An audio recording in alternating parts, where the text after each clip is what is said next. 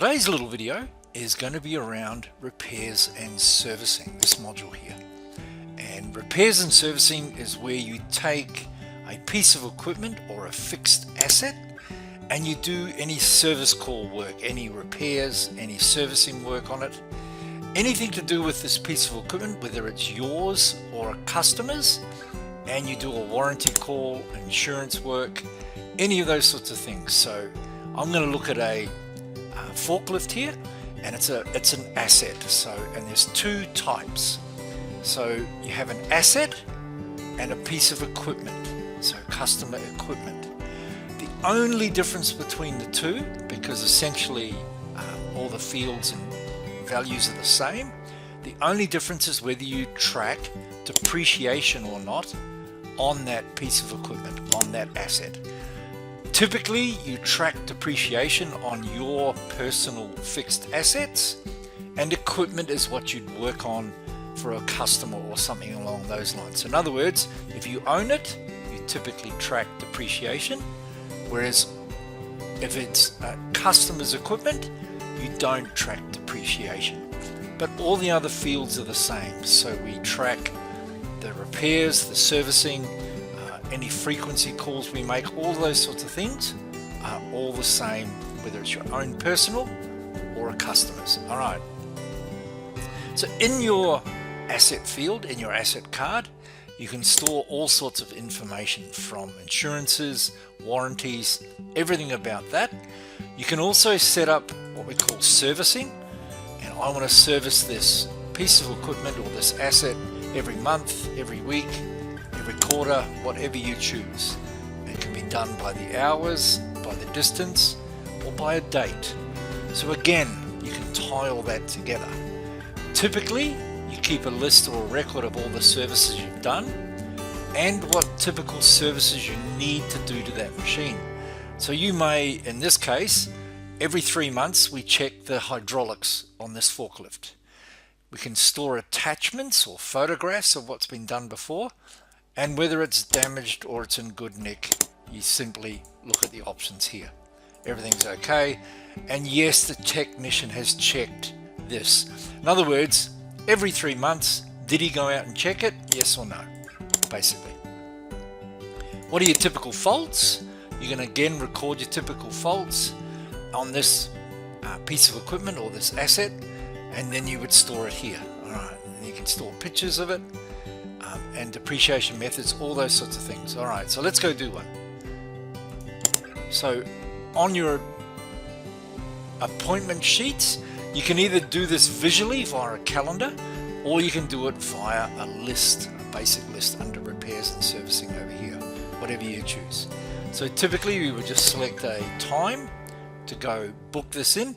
If you're not using time, if it's just take the job and then allocate it to a staff member, we use a slightly different method, and that is when you look at your repairs and servicing list over here, you then assign an employee to that job. So a couple of ways you can do it. You can take the job in, not allocate it and not book it in, but you know it's there, you can see the list. Or you can use the calendar and show it on a calendar mode.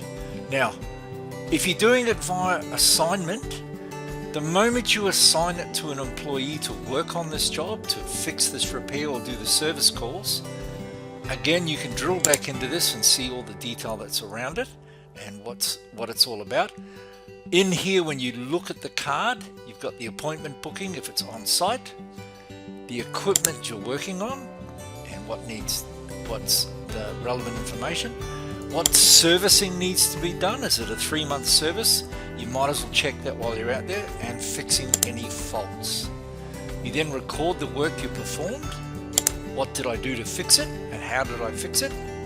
And any products used in repairing this piece of equipment or labor or whatever you've done with it. Now, by booking all that in, the beauty is, the moment I do that, on your mobile app, you would simply come down, so the technician now on his phone, he'll get a little beep beep and the one pops up.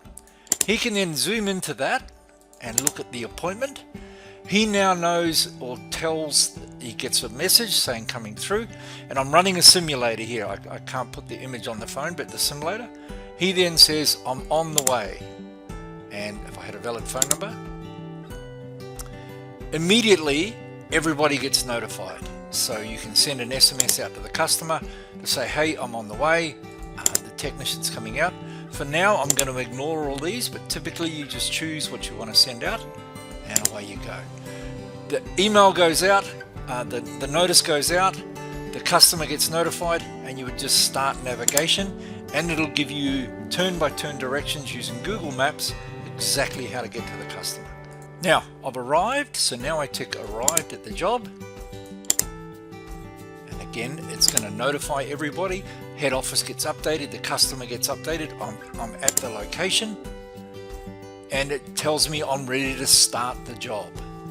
And again, I simply tap on this, and now I'm on site working. The time is running. Beautiful. Awesome.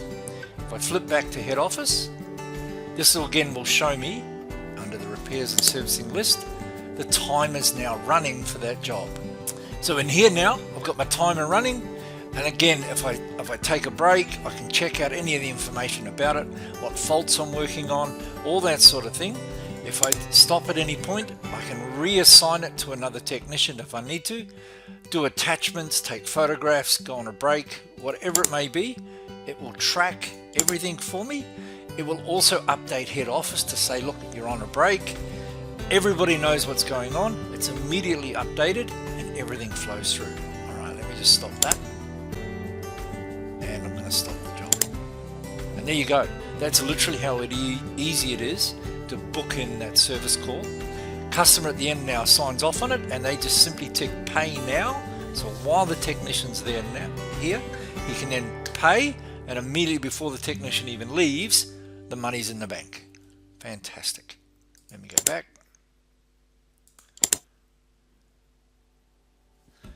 Back here. My job's now updated, and I know exactly what's going on. Again, hope that made sense. Thanks for watching.